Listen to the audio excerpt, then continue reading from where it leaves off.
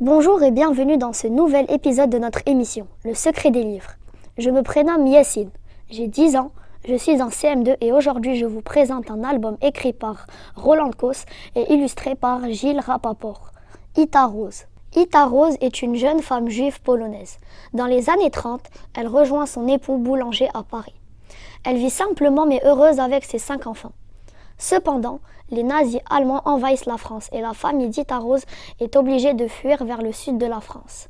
Séparée pendant des mois à cause de plusieurs arrestations, la famille se regroupe enfin à Lyon.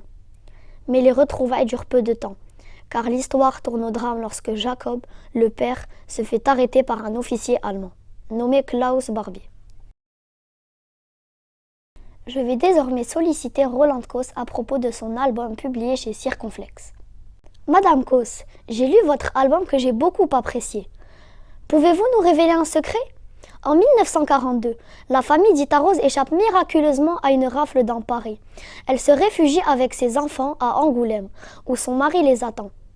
Pourquoi toute la famille se fait alors arrêter alors qu'ils sont en zone libre ? Yacine, votre question est excellente. Je vais tenter d'y répondre. Le père qui est parti près d'Angoulême, qui a pu louer une chambre pour sa famille, trouver un passeur, les fait venir. Mais il faut passer la ligne de démarcation. La ligne de démarcation, c'est cette zone où les Allemands vérifient tous ceux qui vont dans la zone dite libre, la zone qui n'est pas occupée par les troupes allemandes.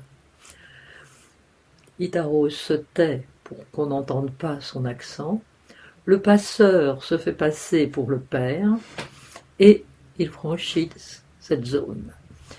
Ils arrivent auprès du vrai père et se retrouvent tous. Là, ils vont rester une semaine, mais ils vont aller faire des commissions, les enfants vont sortir dans la rue, on va voir les parents, et derrière les fenêtres, les habitants surveillent.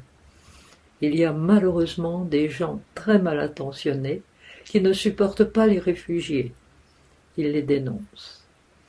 Et c'est là qu'ils vont être arrêtés tous.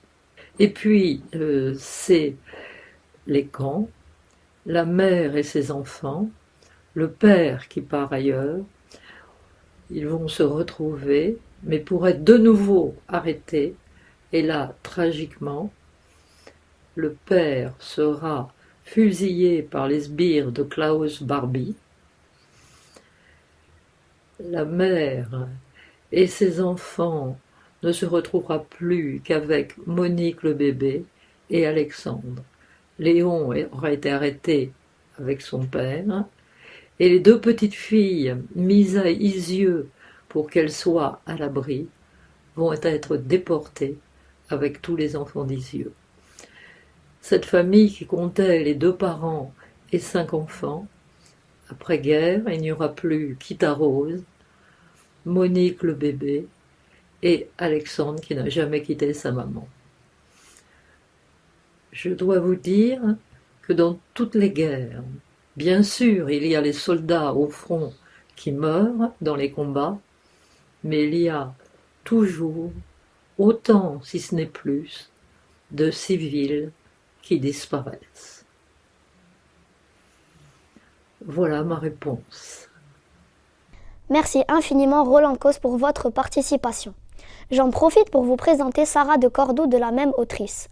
C'est une histoire d'une jeune fille au Moyen-Âge qui doit se travestir en homme pour aider son père, un savant devenu aveugle.